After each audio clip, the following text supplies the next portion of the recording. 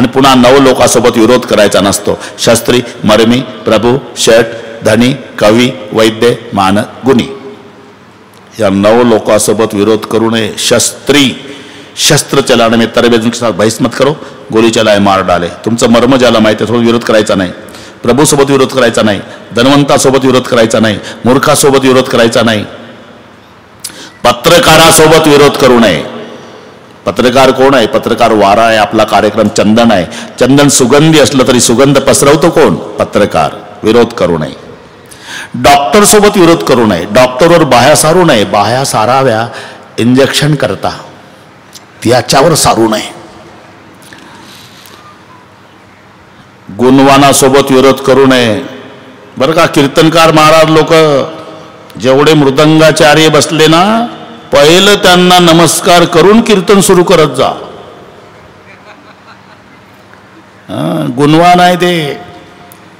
नाही तर त्यांच्यासोबत विरोध केला तर तुमचा रामकृष्ण हरी होईपर्यंत पूर्ण गठ्ठे उतरवून पकवाद रिकामा, बिना कणकीचा वाजवणार जसा ताशा. विरोध भगवान बाबा विरोध करू नये गुणवानासोबत. स्वयंपाक्यासोबत घरी जर कोणी आचारी असेल ना, कौतुक करू करू खात जा बरं का. एकाच पातेल्यात 3 भात करते ते. खाली जळगाव, मध्ये चिखली, वर तांदूळवाडी. खालचा 2 इंच भात जळला ते जळगाव, त्याच्यावर चिखल ती चिखली, वर कोरडे तांदूळ तांदूळवाडी. तर मला भात जालना जिल्ह्यात तुझा हात नाही धरत म्हणावले का? भातात भात तूच करावं, नाही तर 2 थेंब टाकून ठेवल ना, घर झोपून ठेवल. ते विरोध कर ना तुकाराम बाबा. नागपूरकडची गोष्ट सांगतो. मोठा साहेब त्याच्या मोठ्या साहेबासोबत भांडून दुपाचा डबा वापस जेवला नाही. रागात आल्यावर त्याची आईच होती वाढायला. डायनिंग टेबलवर बसला जेवायला. खिचडी कढी परोठे. थोडी कढी पातळ झाली होती भगवानराव, आणि हे राग काढायचा होता. आईवरच बिघडलं. माँ क्या बेटे, क्या बेटे, कौन सा काम करते हो? दिन भर बैठे रहते घर में. एक आदमी नहीं संभाल सकते पूरे परिवार वाले. ये भोजन है क्या माँ? इतनी पतली कड़ी, मोर के आंसू जैसी.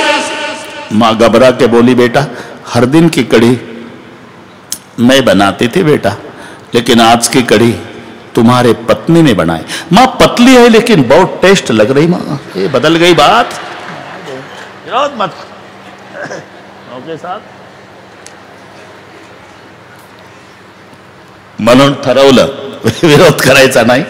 मारीची तयार झाला सोन्याचं हरिण व्हायला. झालं, थोडं राहिलं आता. फक्त एक लक्षात ठेवा. दोहा क्रमांक 23 अरण्यकांड. लक्ष्मण गए बनई जब लेन मूल फलकंद, जनक सुतासन बोले देहसी कृपा सुकरुंद. लक्ष्मणजी कंदमुळे आणायला गेले. रामचंद्र आणि सीता दोघंच बसलेले आहे आश्रमापुढे, आणि दोघाचा संवाद सुरू आहे. हे नीट ऐका, कारण आमच्या संस्कृतीशी काही देणं घेणं नाही भगवानराव. असे रिकाम टेकडे याच्यावर डोकं चालवतात. पण त्यांचं काही फार वजन आहे, प्रतिष्ठा आहे असं काहीच नाही.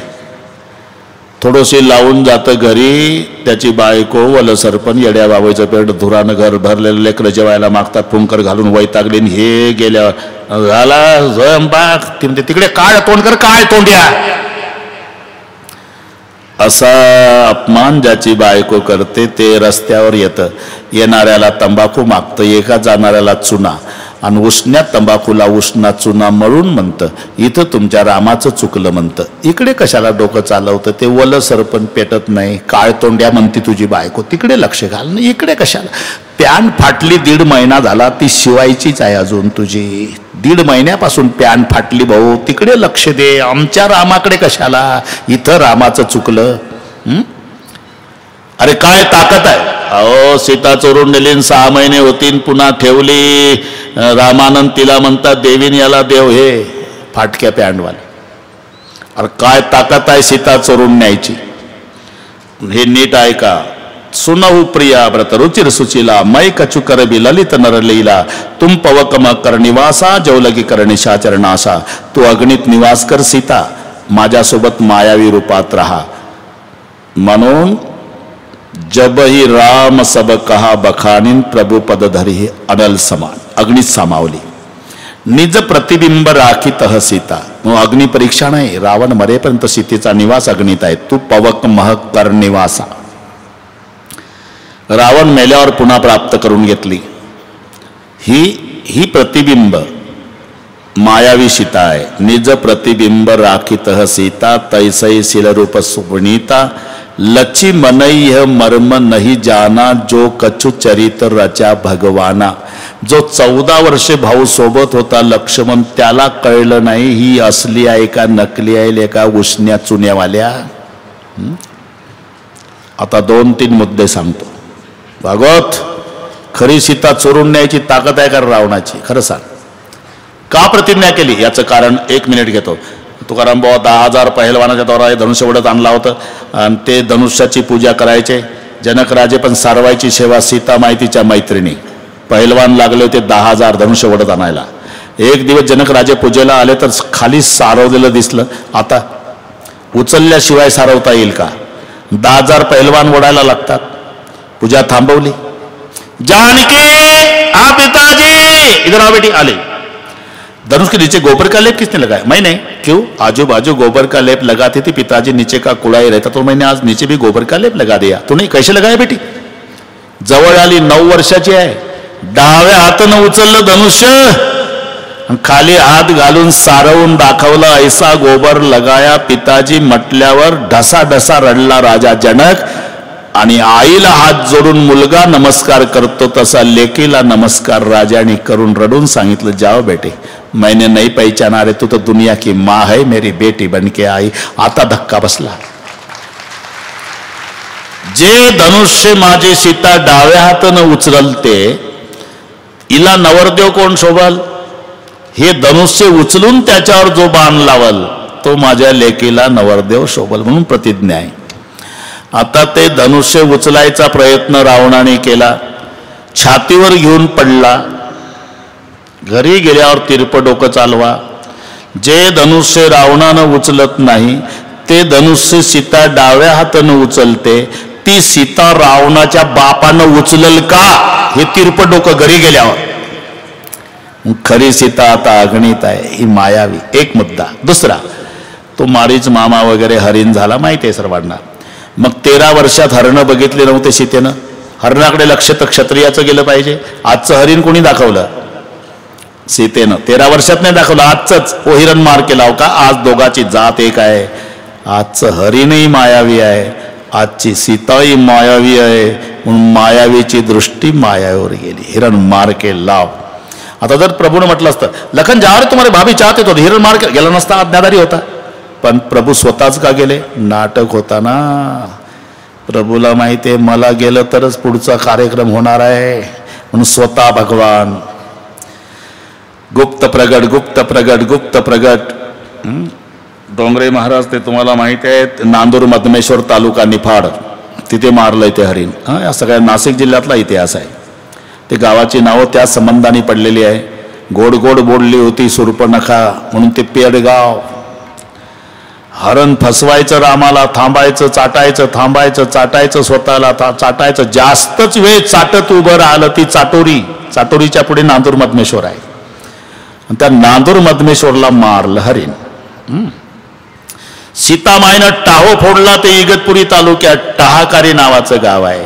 जटायू मारला ते टाकेद नावाचं गाव आहे. हे सगळ्या इतिहास नाशिकच्या भोवतालचा चाललोय आपला. बस जमला. गुप्त प्रगट गुप्त मारला बाण ते खऱ्या स्वरूपात आणि आवाज दिला, लक्ष्मणा धाम. तुकाराम बुवा, आवाज कोणाला गेला पाहिजे? वॉचमॅनला का घर मालकाला? लक्ष्मण अंगणात, सीतात. सीताच आली बाहेर. आवाज आ रही लखन भैया. नाही भाभी कोई आवाज नाही. याला आवाज येत नाही, तिला ऐकू येते का? नकलीचा नकलीला. आजची जात दोघाची एक. तोही मायावी, ही मायावी. जाओ लखन भैया. नहीं भाभी कोई खतरा नहीं. लखन दौड़ो. जाओ लखन भैया. भाभी खतरा मिटाने का काम भैया करता है, मेरा भैया खतरे में आ सकता. तो लाओ दोनों से बाहर. किस लिए? मेरे सौभाग्य का रक्षण करने में जाते हो, लेकिन कान खोल वैसा नहीं आया तो कई ने भेजा होगा, राम का कुछ कम ज्यादा हुआ तो जाने की तुझे कपट भाव से आया है, मेरी रक्षा नहीं मिलने दूंगी. बोलली का सीता. आजची का ही मायावी. आता लक्ष्मण रडला. भाभी कोई कपट भाव से नहीं आया, गंगा जल जैसा निर्मल हो. वन देवी हो, मेरे भाभी को संभालो. रेखा आखून दिली. भाभी रेखा का उल्लंघन मत करून लक्ष्मण निघून गेला. आता रावण आला. ते रेखा उल्लंघन करण्याचा प्रयत्न, ज्वाला उठल्या पलीकडे बसला. रावणानं आवाज दिला, भिक्षा दे, भिक्षा दे, भिक्षा दे.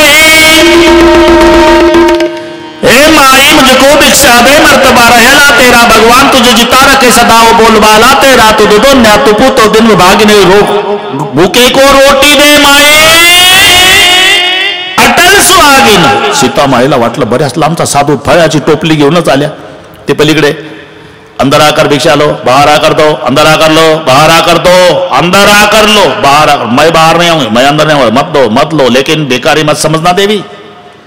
मतलब साधु दुनिया का ज्ञान है, तुम्हारा सौभाग्य खतरे में है. भिक्षा खिलाओगे तो आशीर्वाद देकर दोनों को मुक्त करूंगा, नहीं खिलाओगे तो कमंडल का जल छोड़ के दोनों को मानो. वो छोड़ जल नाही जी, मैं बाहर. तो लाव बाहर. आता रेखा उल्लंघन केल्यावर रावण खऱ्या स्वरूपात प्रकट झाला. रथात बसवलं सीतामाईला, आकाश मार्गे रथ निघाला. सीतामाई विलाप करती आहे. तो रडण्याचा ध्वनी जटायून ऐकला, जो मित्र झाला होता. गीत राज सुनी आरत बाणी, रघुकुल तिलक नारी पहिचानी. ओळखलं, माझ्या मालकाची पत्नी आहे. आवाज दिला, आवाज दिला जटायून.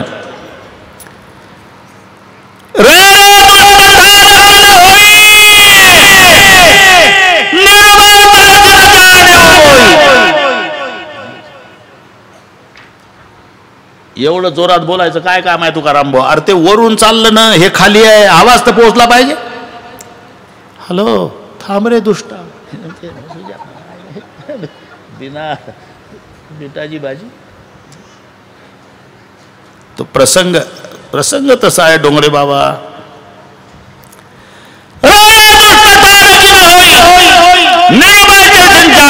ऐकून घेत नाही. धावला जटायू, वरच्या वर केस धरले, चोचीत टाकला रावण खाली. दंड एक बाई मूर्छा. ते रावणाने विचार केला, फारसं काय पण प्रतिबंध करेल. तुझं मरण सांग, रामाची शपथ आहे तुला. मरण सांग कशात आहे? माझं पंखात, तू सांग चांडाळ्या, डाव्या पायाच्या अंगठ्यात. हे खोटं बोललं, खरं बोल. धावला जटायून, फोडला अंगठा. मरण नव्हतंच त्याचा अंगठ्यात. वाकला रावण, कृपाण नावाचं शस्त्र काढलं, दोन्ही पंख छाटले, रक्ताच्या थारोळ्यात पडला जटायू. ते सर्व तीर्थ टाकेत, तालुका इगतपुरी.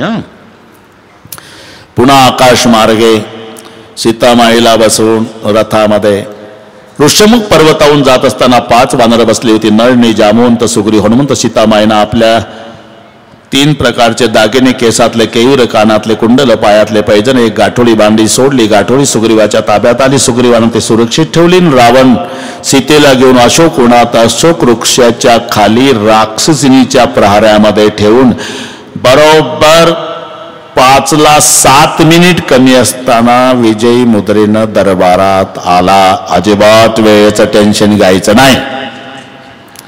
आता 2च दिवस राहिले. आता निवेदक कुठे गेले बाबा? बाराळ महाराज कुठे?